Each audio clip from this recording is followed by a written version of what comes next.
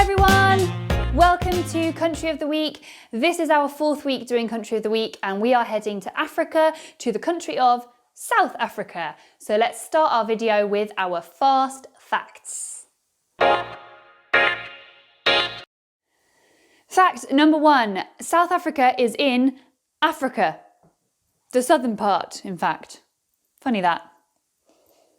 Fact number 2. South Africa is one of only 2 countries in the whole world that completely surrounds another country. South Africa completely surrounds the little country of Lesotho. Fact 3. There are in fact 11 official languages in South Africa. Most people speak either Zulu, Xhosa or Afrikaans, although the international language of business that's used in South Africa is English. There are also hundreds of other unofficial languages spoken by small groups of people throughout South Africa. How confusing! Just to stick to the complicated theme, South Africa doesn't have just one capital city, but 3. They are Cape Town, the legislative capital, where the country oversees the laws that are made, Pretoria, the administrative capital, where the government offices are located, and Bloemfontein, which is the judicial capital of South Africa, where the High Court is located. I mean, talk about making things different. Finally, fact number 5, the flag of South Africa looks like this and has done since 1994. Okay, so it seems South Africa is a very interesting country. Let's find out a little bit more when we go on tour. Okay, we're going to start our tour on the far eastern side of the country, in the Kruger National Park. The Kruger National Park is one of the largest national parks. That means a place where all the animals and plants within it are protected in the whole of Africa. The Kruger National Park is home to hundreds of thousands of different species, and it's here that you can actually see all of the big 5. That's elephants, buffaloes, lions, leopards and rhinoceroses. Okay, heading west and into South Africa, we will come to the first of those 3 capitals we're going to visit today, the city of Pretoria.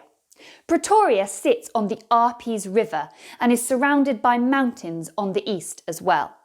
Did you know that Winston Churchill, who was the Prime Minister of the UK during World War II, was once imprisoned here during the South African War in 1899? Not far from Pretoria is the biggest city in South Africa, the city of Johannesburg. Johannesburg is a huge city that is undergoing quite a lot of what's called urban regeneration.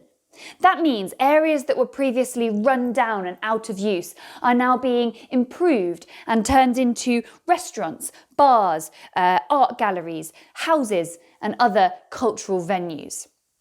Did you know that for many years South Africa was under a regime called apartheid? That means that people who had white skin and people who had black skin had different laws and were encouraged to stay away from each other. In Johannesburg, there is one of the largest townships in the whole of the country, a place called Soweto.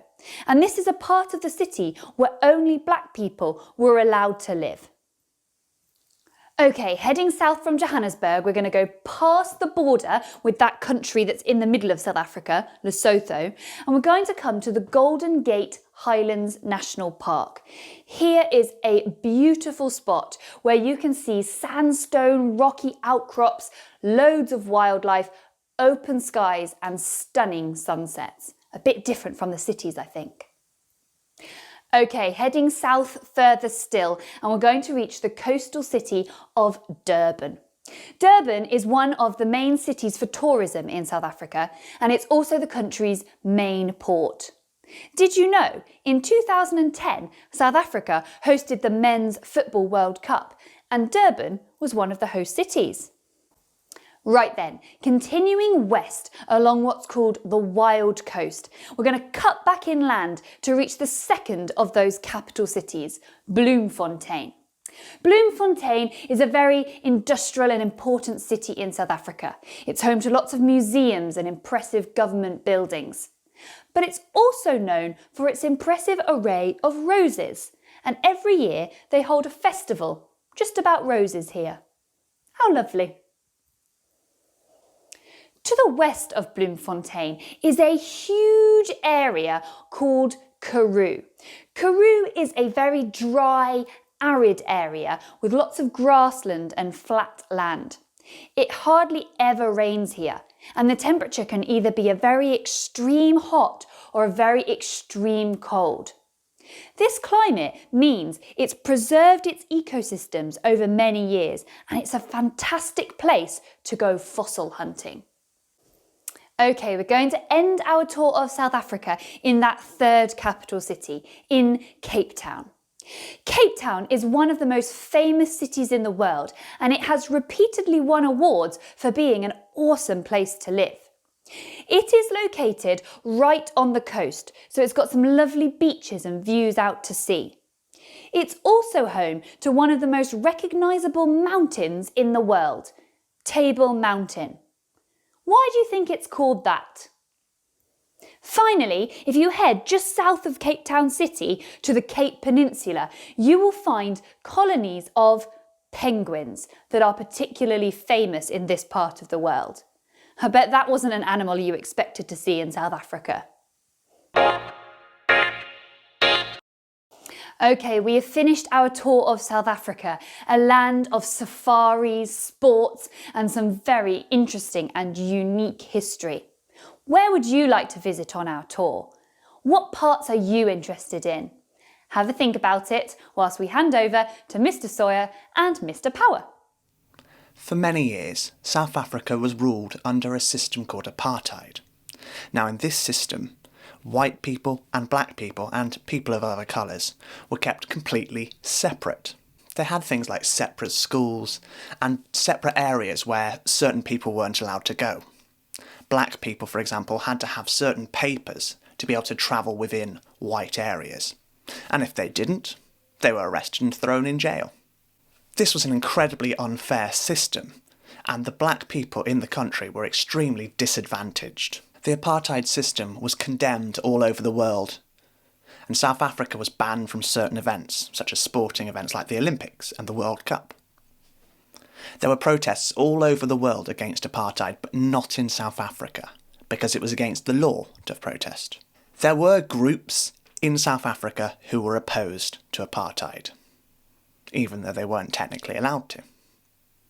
One of these groups was the African National Congress, the ANC, and one of their leaders was Nelson Mandela, and that is who I'm going to talk about today. At first, Nelson Mandela believed that the ANC should only take part in non-violent, non-destructive protests against the government. However, that wasn't getting them very far.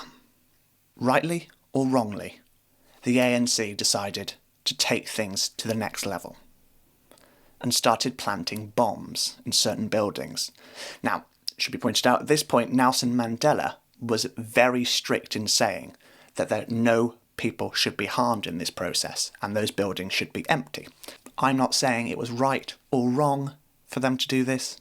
That's for you to decide. On the one hand, it's not great to blow up buildings. On the other hand, they were protesting against an extremely unfair system and no one was hurt in the process. Nelson Mandela was, however, arrested and he was put into prison on Robben Island. He stayed in prison for 27 years, but he never gave up on his convictions. He still believed that apartheid should end, and he hoped one day to be free to help South Africa move past apartheid. While he was in jail, he became extremely famous all over the globe as a figurehead against apartheid. And finally, in 1990, after 27 years in jail, Nelson Mandela was finally released. At this time, South Africa was starting to move beyond apartheid to a new, fairer era, and Nelson Mandela was a major figure in that transition. And you'd think, after 27 years in jail, he would be furious and want revenge. But here's the remarkable part. He forgave the apartheid leaders. He thought it was the only way for South Africa to move on and past its past of hatred.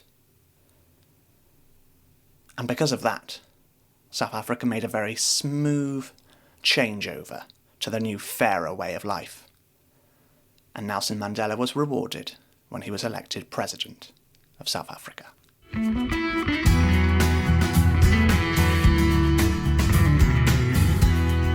We have learned a lot of facts now from this video all about South Africa. But now let's have some random facts that you might have not already known. Now it's time for the very special 5 fun facts. This week all about South Africa. Some countries may have a rainforest or a desert, but South Africa has the following. Get ready for it. Wetlands, grasslands, deserts, bushes, subtropical forests, escarpments, and mountains. That's a lot of things, isn't it?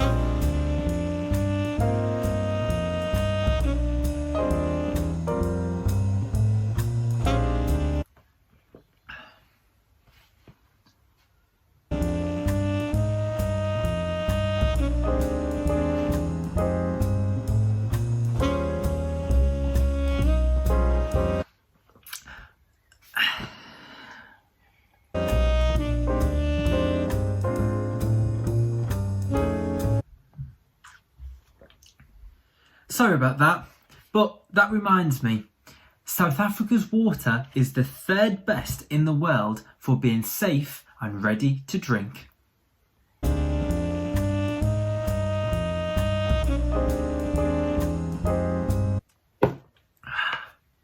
Oh, another one.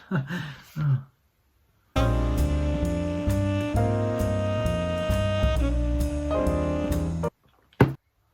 What? This week's Country of the Week has the largest themed resort hotel in the entire world. It's called the Palace of the Lost City. Around the hotel there are over 2 million plants and trees. And there's even a man-made jungle.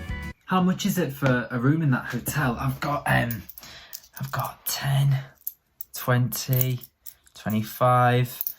I've got it's over £300 per night. I don't think you've got that much money. Oh, okay. Maybe next year then. The most luxurious train in the whole world travels right through South Africa.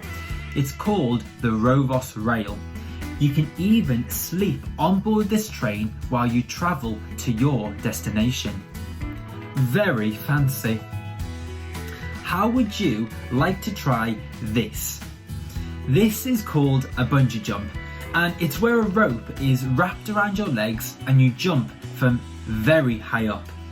Well, if you fancy trying this, then South Africa has the highest bungee jump in the world, and it goes off the Bloukrans Bridge at 216 metres in the air. No, thank you. Well, there are your 5 random facts about South Africa this week. And we've had some interesting ones this time. We've had a really fancy hotel, we've had a very luxurious train, and even the world's highest bungee jump. Join me next time for more interesting facts about another country, and I'll see you next week.